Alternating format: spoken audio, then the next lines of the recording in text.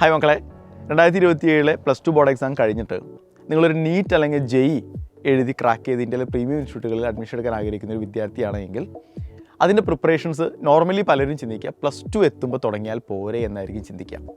+1 topics അത്ര important ആണോ എന്നൊക്കെയുള്ള സംശയങ്ങൾ പലരുടെ ഉള്ളിലുണ്ട്. അതുകൊണ്ടാണ് +1 മുതൽ അത് വേണ്ട എന്ന് പലരും തീരുമാനിക്കുന്നതിൻ്റെ കാരണം അതാണ്.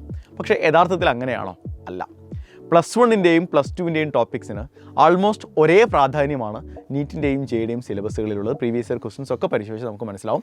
+1 ടോപ്പിക്കിൽ നിന്ന് ഏകദേശം 40 to 50% ചോദ്യങ്ങൾ എന്ത് ചെയ്യുന്നുണ്ട്?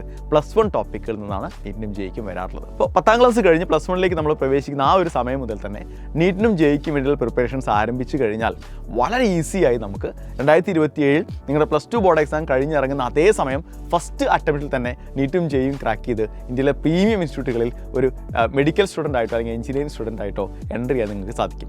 സോ എത്രയും പെട്ടെന്ന് നിങ്ങളുടെ തീരുമാനം എടുക്കുക.